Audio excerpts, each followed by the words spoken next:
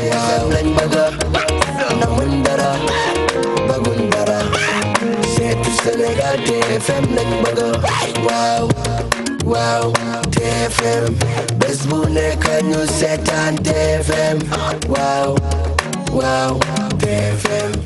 Bonsoir à tous et merci beaucoup d'être avec nous sur Télévision Futur Média. On se retrouve en direct pour Quartier Général, premier talk show fii ci Sénégal mbaa jàmm ngeen yendoo amati nañu mbégte dellu soit ak yéen ci talk show bi nga xam ne ni moo leen di gunge guddi gi diggante ndogu jàpp xëdd ci télévision bi lee di TFM première télé fii ci Sénégal tey tamit dellu soit nañu bu ca kanamee daañu déroulé indil leen sujet yu am solo yi nga xam ne ni préparé nañu leen ko ñun ñëpp a ngi fi pour gunge leen fii ba ci kanam comme chaque soir di ngeen am émission bu exceptionnelle li ñuy def rek mooy tàmbali ak téléservice bi dañu koy njëkkee ak xibaaru jaww ji comme d'habitude guddi gi dañuy àndandoo ak service national météo xool prévision yi ñaata la ñu nar a xëyee ëllëg ci wàllu température d'abord dañu koy njëkkee ak tableau bi nga xam ne ni ci la ñuy sukkandiku pour xool dëkk bu ne ñaata la lay yeewoo suba ci wàllu température c'est vrai que tàngaay baa ngi bëgg a tar loolu moo tax ñu bëri dañuy teel a loof ci bëccëgu weeru koor gi mais bon on n'a pas le choix température moom dañu koy muñ ndax suñu borom a koy indi waaye bëri na ci ay coppite yoo xamante ni dafay am ci wàllu température ñun ñoo ko waral loolu nag lu tubaab tuddee dérèglement climatique xam naa bis dina ñëw ci quartier général bi ñu waxtaanee environnement ak ki ñu ko dénk ndax baax na ñu alerter sénégalais yi ñun ñëpp ñu mën a xam ni bu ñu toppatoowul environnement bi suñu climat du mën a baax loolu moo tax yenn saa yi ñu nekk été mu sedd yenn saa yi ñu nekk hiver wala jamonoy sedd mu tàng lool la preuve suba dëkk bu ne ak li ngay yeewoo Dakar ak Saint-Louis ñoom ça va puisque dañoo jege ndox mi ñoom ñooy yeewoo ak minimum yi 18 degrés le Saint-Louis di yeewoo suba ci wàllu température Dakar nar a yeewoo ak température yu toll ci 19 degrés biir Sénégal nag thermomètre bi dafa yooyoo diggante 21 jàpp 23 degrés par exemple Linguère dina yendoo suba ak température yu toll ci 23 degrés 24 degrés le Podor di xëyee Diourbel dina xëyee ak 20 degrés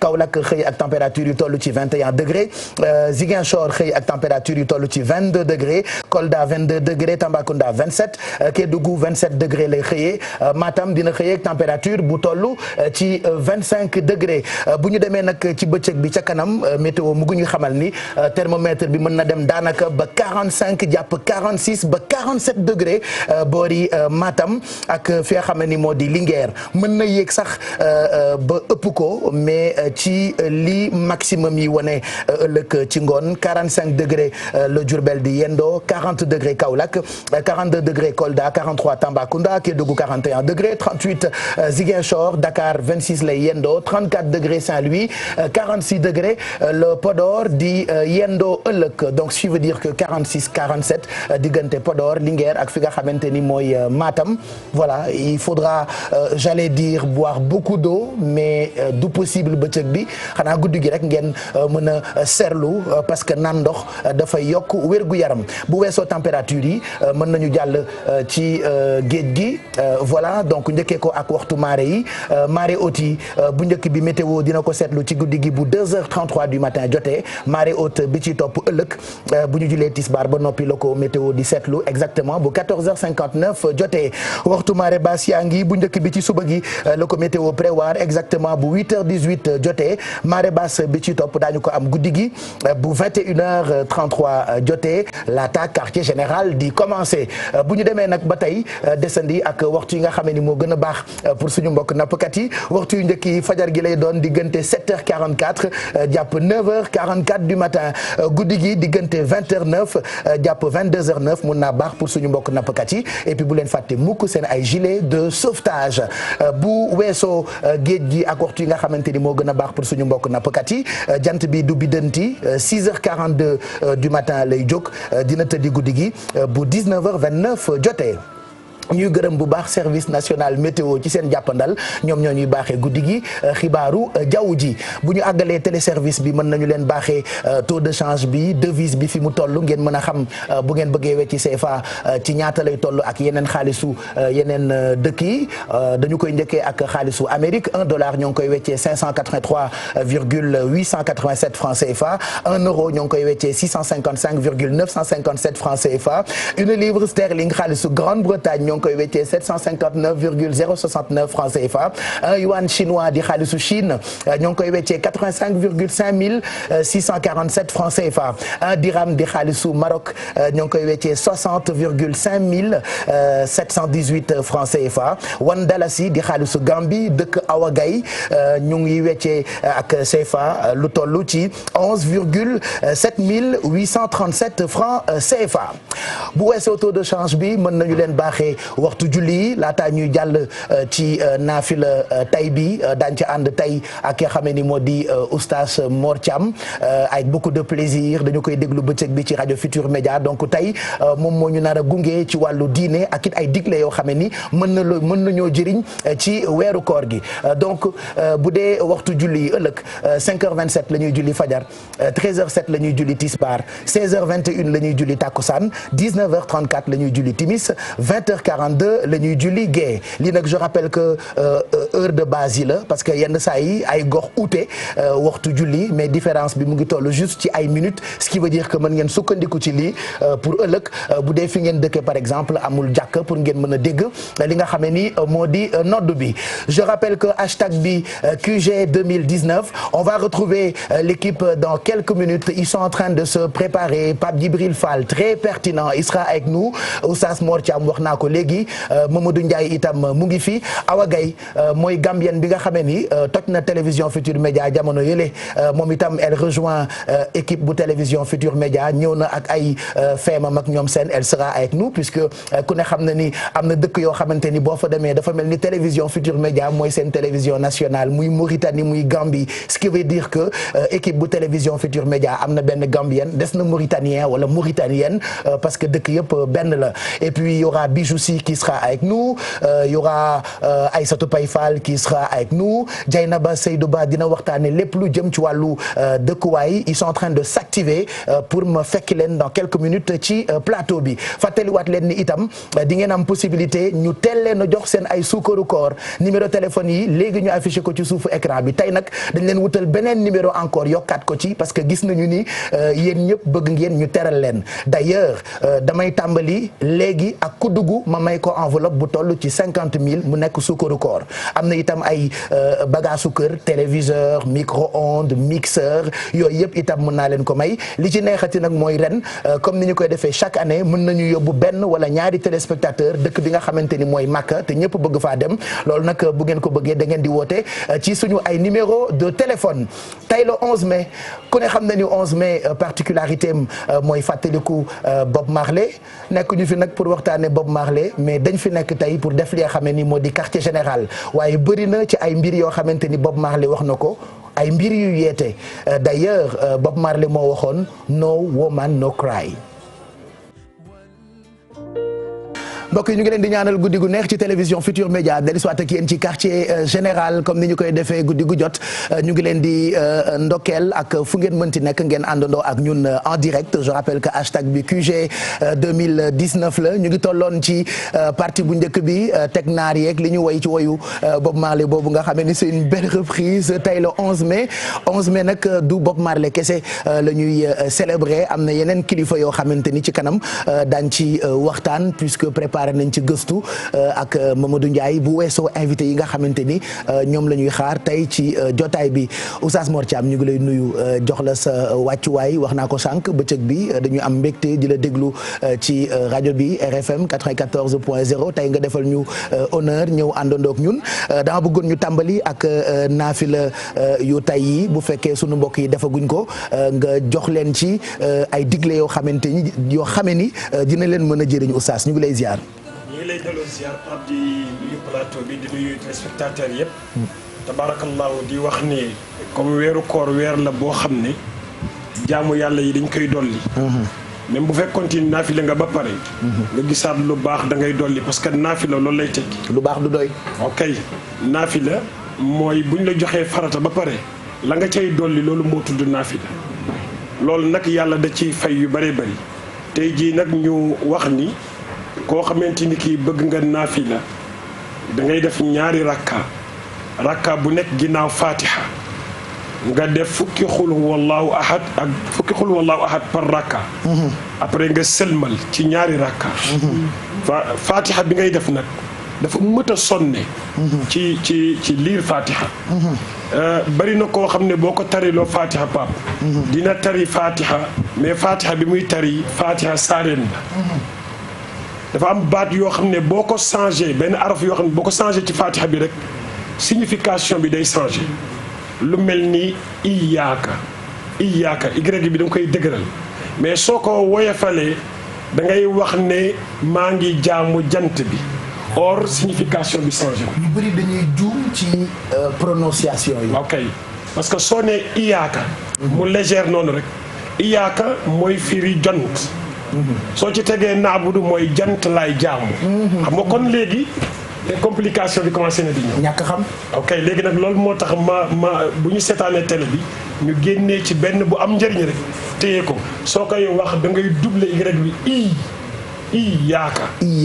voilà jeex na léegi jeesa boo ne iyaaka naabudu wa iyaaka nasta'iin. ñu jàpp ci boobu bu ëllëgee bu beneen ustaas ñëwee génnee beneen lakin. ñu ci jëriñu waaye daal naafila bi paap. ñaari rakkaa la. ginnaaw fatiha bi day am fukki ixlaas ak benn Pape ixlaas benn saar la boo xam ne njëriñam kenn xamul nu mu toll moom ixlaas kese ak ni mu gàtte xam nga cër yi ñuy raxas ci njàppaam fukki cër la ak ñaar muy tolloog fukki baati ixlaas ak ñaar mooy 12 yi alors yeneen mbóot la ci biir. démb dogguma la sax démb rek ñu ci cof nañ ci tuuti. diggante 75 beeg ni mu àggee ci 12 beeg jawratul kamal beeg ba dugg ci lixlaas bi loolu nekk yu exceptionnel yoo xamante ni ba tey li ma waxoon sànq laay waxaat rek jàng rek ko wóor. gëstu rek ko wóor. loolu la yàlla wax Seydina Muhammad sallallahu alayhi wa sallam. bi mu ko xoolee xool ko ci judd. xool ko ci jikko. li mu ko jëkk a wax mooy jàngal. iqra. jàngal la ko wax. mooy iqra. mais jàngal boobule yàlla utalu ko complément. verbe la ak sujet la ak verbe bu ànd la complément. parce que su ko ne woon jàngal ndàngam kon kenn sañatu la jàng lu dul loolu. c'est de yàlla. et mu ne ko demal jàng rek. moo tax moom ci dundam mu taw mu yàgg mu ne bu ngeen bëggee xam-xam. da ngeen di dem ba Chine. te Chine révélation dafa wàcc. technologie ak yeneen bagages yi ñoo fay wàcc. moo lay wan ni yàlla tëjul xam-xam. pour wane ne lu xam-xam sori jar na nga jëli ko fa mu ne. loolu mooy li ci gën a am solo kon nag lixlaas a ngoog. fukk lañ ciy def. te muy fukk yu am solo nga def ci rakka bu nekk fukk. boo taayaa nga selmal. am na ay dige yuñ ci dige yu bëree bëri. benn dige rek laa ciy wax ñu ne da ngay mel ni ku julli ci jàkka yonent bi alayhi salaatu wa ci jàkka yi. Kaaba ga. nga julli fa yàlla bindal la ca 1000 fois. macha allah 1000 fois yoo julli. El Hadj xam nga benn rakka. wala ñaari rakka ci Kaaba ga. équivalence yu ñaata la. 54 ans. équivalence 54 ans. 54 ans. abaa noo ku julli ci Kaaba ga ñaari rakka équivalence 54 ans. parce que 100 000 prières la. 100 000 prières boo ko divisé ci at yi 54 ans ngay am. macha allah léegi nag da ngay gis koo xamante ni kii du xam valeur bi. léegi nag ñu ne boo defee ñaar rakka yi rek yàlla defal la teraanga. kon nag na ci ñëpp góorgóorlu. macha allah bu ñu waxee lu baax rek. fu mu la fekkoon rek jëlal. macha allah su ñu waxee lu bon fu mu la fekkoon dawal. macha allah xaj ba. macha allah yaa oustaz en tout cas am nañu mbégte lool fàttaliwaat leen ni mën ngeen a réagir ci compte yi nga xamante ni am nañu ko ci réseaux sociaux yi Twitter Instagram mën ngeen ñoo suivre en direct ci suñu site internet di www.igfm.sn. je rappelle que quartier général bi chaque soir non seulement da ngeen koy seetaan en direct ci télévision Futur Média mais am ngeen possibilité itam déglu ko ci King FM fréquence bi di 99.4 wala ci site internet bu King FM di www.kingfm.sn hashtag bi di QG 2019 Mamadou Ndiaye. effectivement Pape Cheikh gannaaw boo ma la nuyu téléspectateurs comme ni ñu koy defee ngoon gi nekk nuyu ñi nga xamante ni ñoom laa bokkal plateau bi comme ni nga ko waxee hashtag bi QGTFM 2019 la loolu mooy hashtag bu Twitter bi mën nañ ñu suivre aussi sur tous les réseaux sociaux que ça soit mu nekk Facebook Twitter ak Instagram adresse yi mën na li may lim nii la boo demee fee di Facebook da ngay dem ci @Télé Futurs Médias boo demee Twitter da ngay def hashtag QGTFM 2019 2019 boo demee Instagram da ngay def @GFM SN boo demee Snap da ngay def @GFM-8 def Sénégal mën nañu aussi participer ak benn vidéo bi nga xam mën nañu ko partager sur sunu numéro téléphone bi di numéro WhatsApp bi numéro téléphone bi di 77 393 96 34 mën nañu suivre aussi ci sunu yeneen support yi ku ci mel ni King FM nga xamante ni 99.4 mën nañ fa jot li nga xamante ni mooy QG en temps réel mais aussi mën nañ dem ci site internet bi www.kingfm.sn mën nañ suivre aussi information juste et vrai fële ci IGFM di www.igfm.sn Pape Cheikh. mu ngoog donc loolu mooy neex lay doon d'ailleurs Sophie defe naa tey dañuy teel a togg xëdd bi parce que dafa am xale bu doy waar boo xam ne ci plateau bi la ne. waxam bëri na te dafa garaaw daal. waaw dafa xaw a garaaw donc dama ko bëgg a teel a jox ndogu biir bi fees mu nelaw en pleine émission. di aba stress voilà donc ñu ngi àndandoo ak sa ay partenaires j'aimerais ñu seetaan leen bu ko defee nga wax ma directement lan nga ñuy proposer tey comme xëdd ci quartier général bu samedi soir ci télévision Futur Média.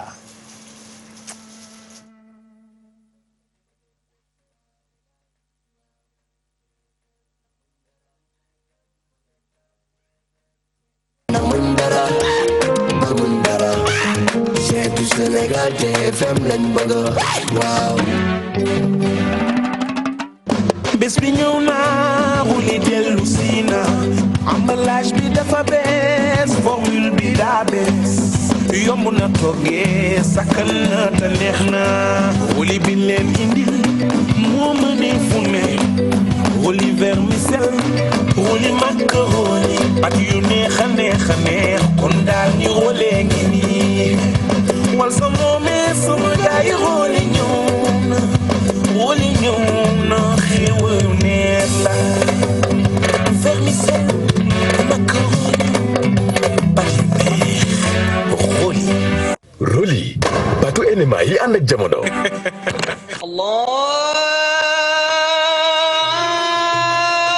waaw cordon bleu pâtisserie pâte poulet lii lenati la ci teranga saf loxo defati na mëninam rafet na neex na yéen tamit Enema moo fi jaarati ak farine pâtissière am bi ànd ak qualité nooy te yomba jëfandikoo pâte pastami yi moom ku dul cordon bleu sax dina ci am lu mu bëgg.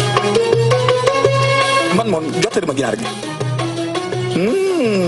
chéri ginaar gi saf na de saa waay lii sama ginaaru poulailler la de xontu ginaaru enema lay dundee croissance bu gaaw ndawal bu saf sap sama jongo mo bii togg ko ba mu sapaaral. nawoon fawoon Enema xaritu jéegi.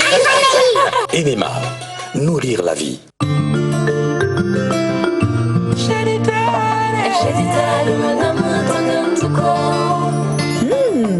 Jadida pour seeni salade Jadida moo si mën. mayonnaise Jadida bi jaune d'œuf lañ ko defaree ak huile tournesol. c'est de la vraie mayonnaise.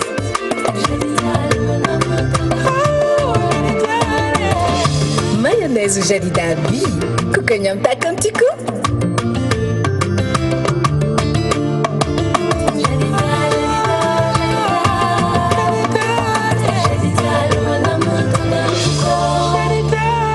Jadida Adel, c'est tout simplement le meilleur.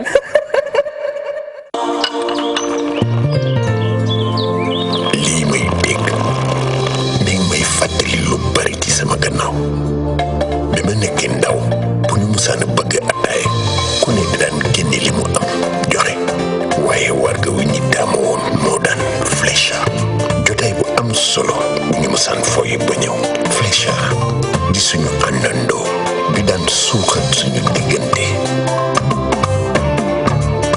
daan ñu dooleel ci déggoo sax ci suñu dund mën indi mbégte ak bànneex ba raw warga ndax mën takk diggante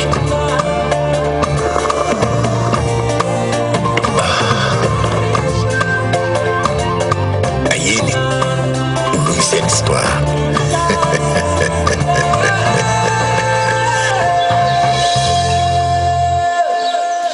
Sophie ñi nga àndal takku nañu macha allah te lépp lu ñuy proposer rek baax na ci kër surtout ci waañ wi.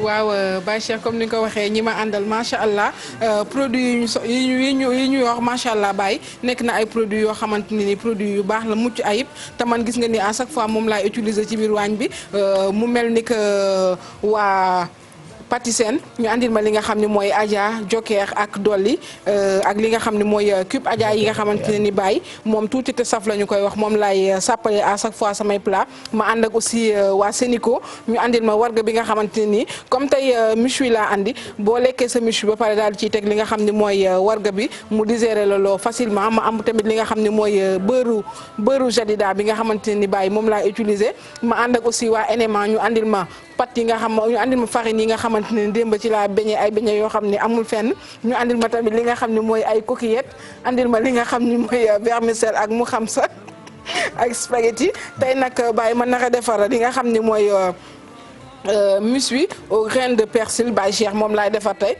comme ni nga ko gisee nag andi naa li nga xam ne mooy benn gigot boo xamante ni ànd nag tuuti côtelette ci kanam nag dama koy ñëw mariner def tuuti li nga xam ne mooy beurre jadida bi commencé defar li nga xam ne Baye mooy plat du jour bi mën naa tàmbali rek ñu avancé wala. parce que méchoui bi dama bëgg nga teel koo dugal. ndax mu mën a ñor. mu teel a ñor. waaw kay waaw ma bëgg mu teel a ñor na ñor xom. gis nga ni nag Baye teg naa li nga xam ne mooy poêle sama poêle ci gaz bi. damay ñëw rek daal di tàmbali def li nga xamante ni mooy beurre jadida gis nga beurre jadida bi nag ouverture bi dafa facile da ngay ñëw rek daal di dindi kii bi daal di ubbi nànk nii couvercle bi. ñëw rek jël kuddu bi def tuuti beurre. voilà gis nga ni nag su ma defee beurre bi damay ñëw fii rek ñëw jublu ci li nga xam ne mooy gigot bi séparé ko ak li nga xam ne mooy côtelette yi kaani bi mën naa ko teg nii ak olive bi damay ñëw rek nga di koy jël noonu en entier voilà mu teel a dugg. Awa Gaye ngi fi Gàmbi la jóge Aba ngi fi yaruwul Pape Djibril Fall koor gi teel na ko jàpp jeena ba Seydou Bandereng la ay wax laay bañ oustaz mënalu ma ko def ay wax du am Baye waaw kon na teel a dugg day teel a dugg sax Baye comme ça nga teel koo diw rek mu teel a ñor gis nga ni comme gigot bi nii dañu ko piqué woon depuis ci suba comme ça nga xam ne piquage bi dugg ko mais nii dama ko bëgg a dagg ay morceaux yu yem gis nga ni lii piqué nañu ko depuis ce matin bàyyi ko ci noonu doo ko rof da nga koy piqué waaw da nga koy piqué da ngay jël côté bu nekk fu nekk mais c'est quoi la différence entre piqué ak roof c'est la même bu fekkee am na ñoo xam bu ñuy piqué benn partie bi rek la ñuy ñëw piqué def fi roof bi mais bii nag côté yëpp fu nekk da nga ko fay def léegi nag yow foo laal rek piquage bi day toog comprendre déjà Baye gis nga nii rek kenn laajagu la laajaguñ la laajaguñ la bàyyi ko mu wax tëjal leen ma micro Aba gis nga nag Baye buñ ko defee noonu ba pare dañuy ñëw rek jël un peu de sel day soppi léegi QG bi en Dakar na door pas gis nga nii rek Baye buñ ko defee noonu dañuy ñëw def ci un peu de sel parce que lépp looy togg rek xorom da ciy jiitu parce que am na ci solo damay ñëw rek jël gigot bi nànk noonu ma teg ko ci li nga xam ne mooy sama benn plaque de temps en temps foofu laa koy tourner na la defal benn fond boo xamante ne ni moo koy arrosé voilà su ma defee nii nag ba pare Baye Cheikh am naa fi li nga xam ne mooy épices yi ma andi tey am naa li nga xam ne mooy attention am naa ail am naa poivre blanc am naa curry am naa graine de persil yi nga xamante ne Baye moom mooy base du plat bi su ma ñëwee rek dama ko ciy def tuuti voilà def graine de persil def tuuti curry def li nga xam ne mooy poivre blanc def ail su ma defee lii nag ba pare Baye Cheikh am naa fi li nga xamante ni mooy paprika moom it damay ñëw def tuuti paprika parce que lépp dafay jox goût li nga xam ne mooy viande bi ma andi tey su ma paree nag am naa fi piment vert ak persil coriandre ak tuuti persil frisé moom laa jël boole lépp haché daal di ko ciy def gis nga nii nag da nga koy def nii rek Baye ñëw nag haché ko ba mu sew voilà parce que persil bi tamit dafa am solo ci li nga xamante ni moom la ñuy togg parce que man boo xoolee samay togg la plupart du temps dama ciy def persil bu doy gis nga ni su ma daggee persil bi rek damay ñëw Baye def ko ci gis nga nag nii laay def ba ci kanam de temps en temps ma koy tourner moo persil bi muy ànd oignon vert baa ngi fi poivron baa ngi fi oignon baa ngi fi ak li nga xamante ne ni mooy cube Adja bi nga xam ne Baye ci kanam dama ko koy def temps en temps nag damay defar benn fond boo xamante ne ni damay jël oignon vert jël persil frisé bi ak paprika bi de temps en temps moom laa jël di ko tourner ci li nga xamante ne ni mooy gigot bi ak li nga xam ne mooy côtelette yi nga xam ne dafay permettre dafay ñor te dafay am goût épices yi dafay naturel ba pare yem suñu paree nag Baye Cheikh bu ñu jógee foofu waa NMA dañu ma andil ay coquillettes yoo xamante ne ni mën nañu servir de salade wala accompagnement man nag tey dama koy def accompagnement ci kanam nag dinaa teg ndox bàyyi ko mu bax 7 minutes ma jël ko def ci oignon def ci li nga xam ne mooy persil ak olive noire ak ail daal dressé benn assiette bu rafet andi foofu ñu dégusté Baye Cheikh. mu ngoog ce sera pour tout à l'heure tey émission bi nag dañu ko nar a pàccee mu am ay pàcc yu am solo ci pàcc bu njëkk bi dinañu waxtaanee loo xamee ni dina jëriñ ñi nga xamee ni ñooy faral di dem géej am na lu ñu doon expliqué fan yële ci télé bi ne léegi Sénégal am na usine boo xam ne day defar ay gaalu looco yoo xamee ni fibre de verre la ñu ko defaree mu mucc ayib lool ba noppi itam di indi kaaraange prétexte bi mooy li ñuy dégg ci ay nappkat yuy faatu dafa bëri te defe naa quartier général bi ñëpp ci war a gis seen bopp moo xam domaine bu mu mënti doon donc daañu recevoir ki nga xam ne ni moo jiite société bi di Sirne et puis waxtaan itam ci parcours am taxawaayam ci wàllu politique digganteem ak président Macky Sall am na ay projets yu am solo yoo xam ne ni dinañ ci waxtaan ak moom surtout mu nar a yëngal ñi nga xam ne ni ñoom la ñu tuddee ay nappkat yi tey diggante goxu mbàcc ak dëkk yi nga xam ne ni bëri na ay lébu xam naa ni daañu gis seen bopp ci parti boobule parti bi ci topp itam ñu jagleel ko benn jigéen boo xamee ni ràññee nañu parcours am fii ci Sénégal muy Yaay Fatou Diagne Dieynaba Seydou Ba ñu ngi lay nuyu laataa ñuy waxtaan dëkkuwaay ak yow Yaay Fatou Diagne nekk itam ci jigéen ñi nga xamee ni am nañu parcours bu exceptionnel ñoom bokk na ci ñi ñuy woyal góor baax na jigéen baax na. Tout à fait Pape Cheikh maa ngi lay nuyu aussi ñi nga xamante ni ñoom ñoo laa bokkal plateau bi ñoom ñëpp Oustaz comme ni ñu koy waxee chaque jour studio bi jox naa la ko. comme ça nga mun ko baaxee ñi si des wax nga ko ci kanam ci deuxième partie bi dinañu am ki nga xamante ni moom mooy Yaay Fatou Diagne nekk wax nga ko jigéen ji nga xamante ni moom moo kon mën góor nekk jigéen maire ci kon région bi nga xamante ni benn diwaan bu nekk ci région bu Kaolack. mais surtout jiite benn kuréel boo xamante ni dafay def microfinance mais bi microfinance islamique. donc danañ si yegg si ci kanam waxtaanee parcours am mais surtout peut-être jéem a xam microfinance islamique déjà nan lañ ko mën a faram-fàccee mais surtout suñu mbokku jigéen ñi. ak ndaw yi nga xamante ni ñi ngi seetaan télé bi. ñu jéem cee jëlee njëriñ pour que bu ñu taxawalee financement yi nga xamante ni daanaka lépp noppi na. ñu mën cee rek daal di jariñ. voilà lépp balaa baax oustaz doon lépp bu xalaal. ba pare borom di fay ci waxtu bi mu war a fayee. parce que am na lépp yu xaraam itam. torop macha allah lépp boo am intérêt rek. islam daf koy nangu. daf koy dàq. d'accord. daf koy dàq mais aussi tamit xam naa ni moom bu ñëwee microfinance bi su àndeek waqfu day am solo waqfu benn système la bu ñu delloo siwaat ci l'islam la bokkoon. mooy nit ki nga xamante ni bi day am alalam. am benn partie bu muy jël ci alalam delloo ko ci askan wi. mais ci kaw ay kayit. loolu président Macky Sall liggéey na ci liggéey bu am solo. xam naa nag dafa yaatoogul ci biir réew mi ñu dégg ko. mais su ma la teeloon jëg dinaa la ko wax nga boole waale ko ci. loolu mais macha allah di nga am yooyu ñu ci indil parce que baax na itam ñuy xam lépp ak intérêt banque ak kiliyaanam li ci diine wax. waaw xam nga l'islam moom parce que ñun ci l'islam rek la ñu sukkandiku. waaw kay l'islam moom diine la bu nga xam ne bu nit ki jëfandikoo lu sellul. dafay yàq jaamu yàlla. te nit dund bi muy dund fii. dund bi muy dund àllaaxira moo waral dund bi fii. bu dund bi fii yàqoo rek day yàqaale dund ba fële. donc su nit ki duggee ci riba rek commencé na di yàqule lu bëri. riba bokk na ci li muy jëkk def ci nit. mooy boo ñaanee du nangu. kon yàlla nañu yàlla musal ci riba. donc mi ngi noonu. loolu moo tax ñu yàlla tere ko. léegi nag dañ koy def ci ay façon yu bari yu wuute. moo tax bu ñu indee finance islamique. ñu teg ko nit ñi di ci dund mën a génn ci beneen bu bon bi. alhamdulilah. macha allah loolu am na solo donc daañu ci waxtaan bu ca kanam ak Yaay Fatou Diagne qui sera notre invité. li gën a am solo mooy wane ko aussi que ne que jigéen ñi waratuñu toog ci kër ñi. parce que ci diine sax dañuy wax ne que liggéey ci jaamu yàlla la bokk. ndegam nekkul jaamu yàlla. voilà. yàlla de kañ laay wax kañ laay wax yow tey góoma ñi di nga wax de parce que dañuy ragal nga soppi émission bi en Abba Show loolu la ñuy ragal tey ci quartier général bi bàyyil sa mag yi wax ba pare damaa bëgg a wax ak ki nga xamee ni moom nga tuddee professeur di Pape Djibril Fall très pertinent cette période dafa am alerte boo xamante ni def nga ko ci réseaux sociaux yi hôpital ba nga demoon ak la nga fa gis bërki démb jéem nañ cee waxtaan waaye tungu ne du teew ñuy nataal bi nga ko dugalee ci Facebook bi sénégalais yëpp dañu tiit ci sunu bërëbu fajukaay yi genn wàll gi ndeke ñun mën nañoo feebar dem fa waaye ndeke ñoom ñoo gën a feebar sax maladie.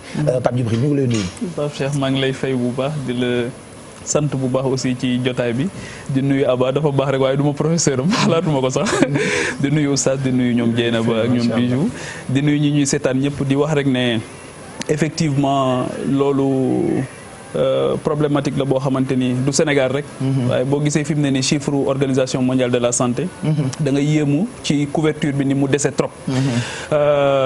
une chose c'est le plateau technique beneen bi moom mooy cadre bi. beneen bi moom mooy ressources humaines yi. Sénégal suñu borom defal nañu sutura. ci wàllu xereñ bi am nañu ressources humaines yi même bu fekkee ne yenn spécialités yeeg yooyu des na ba tey waaye cadre bi nga xamante ni moom la ñuy fajoo dafa am solo trop. donc loolu xëy na Dantec laa demoon gis fa loo xamante ni xëy na ak yoon na ma. interpellé na ma. ma daal di koy dugal ci kii bi ci internet bi. mu am aussi jàngat yu bari yuñ ciy def. benn bi mooy dafa bari ay sénégalais yoo xamante ni. dañu nekk partout dans le monde. yàlla suñu borom dimbali leen ñu xereñ trop. nga xamante ni bi affaire bi amee ñu ci bari man bind nañ ma ñi wax nañu ak man jur na sax ay articles. yoo xam ne am na ñu ko def nga xam te dañu xam-xam seen xam-xam dafa màcc ci wàllu santé publique. beneen bi mooy élan de générosité bi. dama gis ay sénégalais yoo xam qui sont un peu partout dans le monde. yoo xam dañ ne ma est-ce que duñu taxawal benn comité. boo xam dañuy def fundraising. pour lever ay fonds pour dimbali leen. mais attitude bi ma ci gën a intéressé c'est l'attitude des autorités. mooy le directeur de l'hôpital lui-même m'a appelé. Il a réagi. Ah, oui. Il m'a appelé deful sourde oreille. woo ma ñëw. Avec tout son staff on a échangé. mais yemuñu sax ci échanger. mais dañu def visite de terrain de tous les services. de l'hôpital ma gis ci moom une démarche aussi boo xamante ni très intéressante. ci profil bi. ak constat def état des lieux parce que il est venu au mois de février. jël hôpital bi. hôpital bi dafa magal. ndax boo Félix Houphouët-Boigny foofu lañ ko formé il est médecin donc fii lañ ko formé. donc bâtisse coloniale la boo xamante ni dafa laaj ñu retaper ko. lu yàgg la dafa yàgg. xëy na ñi ñu ko wutaloon nombre bi tollul woon noonu. xëy na aussi li fa nit ñi di passer léegi ci temps ci ay maladies chroniques. léegi demeewuloon noonu. léegi nag dañu war a dem ci lu bare bari loo xamante ni dañ ko war a def. incorporer par exemple ay douches internes. ci cabines yi yooyu yu bari xam nga malade bu am cancer par exemple. ñu koy met di ko génne pour mu dem ci toilette extérieure c'est assez triste. beneen bi mooy qualité ouvrage bi. et ça on interpelle les autorités au plus haut niveau. et dinañ ci ñëwaat xam naa ci waxtaan bi ça touche aussi la répartition des ressources. mooy xaalis bi ñu am nan lañ koy répartir. lan mooy priorité yi. parce que je pense que ne santé tant que jëluñu ko en charge. ni mu gën a waree. parce que bala nga ne naam nekk fa. il faut régler cette question là. qui me semble une question de fond bala ñuy mën a dem ci leneen. voilà en tout cas alerte la boo xamante ni ça a attiré l'attention de plus d'un loolu ñu bëggoon la ko nuyoo. ñun ñëpp a ngi fi fàttaliwaat leen ni bokk na ci yi ñuy bëgg ngeen bàyyi ci xel bu weesoo Ecobank Soboa dañu yàgg ak moom te ay boissons wam defe naa yàgg nañu di ko jënd ren nag dafa jagleel Sénégalais yi ay kiliyaanam dégg ngeen Aba di ko wax dëggantaan RFM mais Bijou si itam guddi gu jot mu fàttaliwaat leen jëriñu limonade yeeg ñoom Vimto ak ñoom chaîne Coca-Cola bi valeur gi ci ne mais léegi dafa gën a rafet ba noppi itam ñu wàññi prix yi Bijou. Pape Cheikh maa ngi lay nuyu di nuyu waa plateau bi ak ñi ñuy seetaan comme ni nga ko waxee Soboa yàgg na ak ñun mais dafa am lu bees loo xamante ne daf ko def pour nit yi koy naan jël bouteilles yi defar ko mu gën a yem ci loxo ay bouteilles yu 30 centilitres yoo xamante ne neex na téye neex na yóbbu fu ci nekk surtout ñi nga xamante ne ndogu daf leen di fekk ci mbedd bi bouteille bi du leen sonal benn yoon ak fu ñu ko munti yóbbu bu dee xëdd aussi mun nga ko naan wàccee li nga lekk mu teel a rees nga daal di dem tëddi nelaw ba pare dañu def xéewal ci prix yi Pape Cheikh wàññi ko bu baax a baax a baax Coca-Cola zéro ak aussi Sprite actuellement ñu ngi koy jaayee à 250 francs bu dee gazelle pomme gazelle ananas wala limonade comme ni ko tonton Garmi di waxee ñu ngi koy jaayee à 200 francs CFA Vimto actuellement mi ngi ci 300 francs CFA prix yëpp la ñu wàññi pour que ñëpp mun ci jot léegi nag damay wax ne koor gi boisson XXL bi nga xamante ne boisson énergisante la moom ñëpp dañ koy soxla pour mu may leen doole ci journée bi actuellement wàññi nañ ko mu jóge ci 500 dem ci 400 francs CFA mu mel ni sénégalais yëpp lañ bëgg ñu naan bu baax seen ay boissons yu Soboa. donc loolu la leen Soboa jagleel da ngaa tudd léegi ni El Hadj Mbaye Garmi ren ba léegi gisaguñu ko ci quartier général général bi li ko waral nag dafa ñàkk waajuram bu jigéen mu ngi bëgg a def ay fan Sénégal yëpp a ngi koy xalaat ñun ñëpp itam ñu ngi koy xalaat ndax bëgg nañu teewaayam ci jotaay bile donc clin d'œil la ñu ko bëggoon def moom mi nga xamee ni moom laa tuddee gardien du temple El Hadj Man Mbaye Garmi loolu moo tax nag gisagu leen ko ba tey ci quartier général bi at bu jot bu ñu dee quartier général ndeyam ji dem daf ñu daan bind di ñu ñaanal ak di ñu woo téléphone donc ren bu ko fekkee wut mën na doon luy daw yaram donc El Hadj Man Mbaye Garmi fi nga ne di ñu seetaan jàppal ni ñun ñii ñu ngi lay xalaat tey itam oustaz dégg nañu génnuk àddina wayjur bu jigéen bu sëñ Abdou Karim Mbacké borom Makarimal Akhla nijaayu maam Jaara ak Ndey Buso nee nañu mooy doom ju doon baayam jigéen ju yiw ju baax ji moo ñu ko jox moom soxna maam Awa Faye di wayjur bu jigéen bu sëñ Abdou Karim Mbacké defe naa tey daal àddina ñàkk na jigéen ju yiw.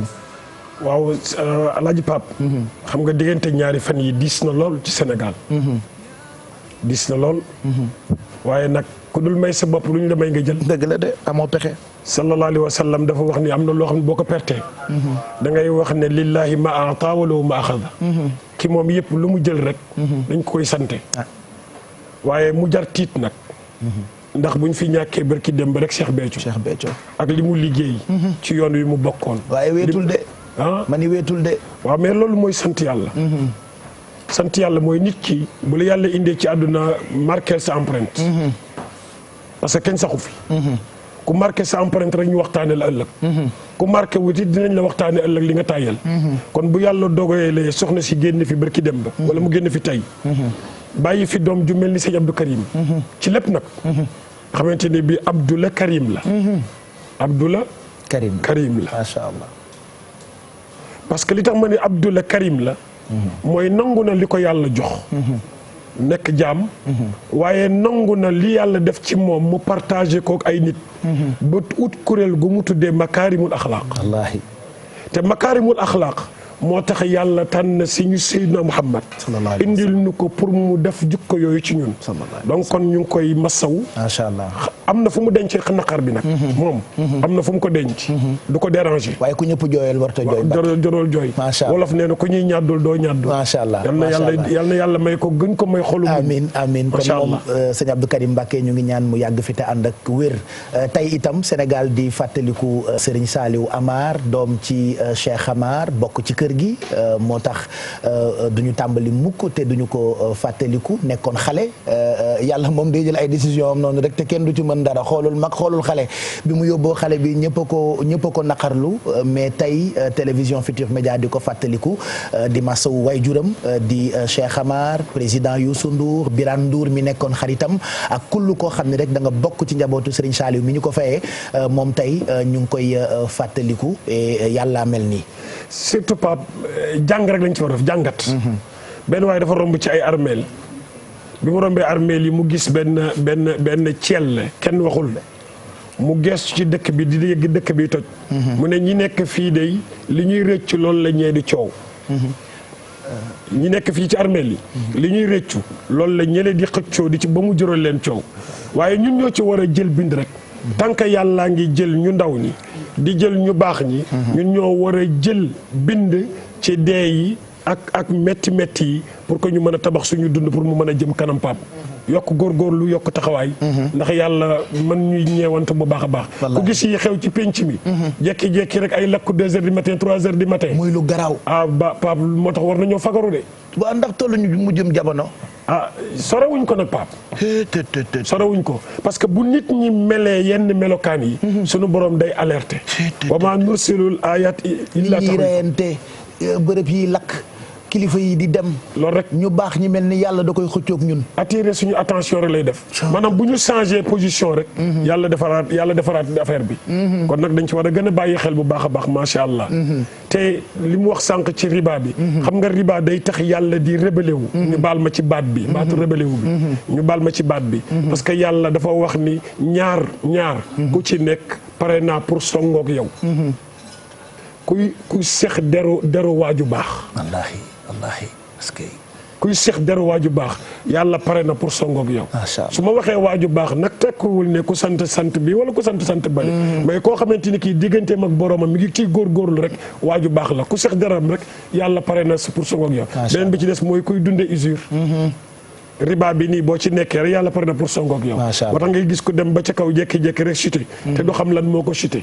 yàlla nañ ci yàlla dolli sutura. Oustaz riba boobu dama ci am benn question par exemple yow miy dem di leb banque. xam ne teg nañ ci yow miy leb. moom miy dem ah waaw moom miy dem waa jiy dem. waa jiy dem banque di lebi xam ne teg nañ ci intérêt mu jël ko quand même est-ce que moom tamit am na ci bàkkaar wala kii lekk intérêt bi rek moo ko ci am. waaw xam nga benn kilifa wax na ma ni.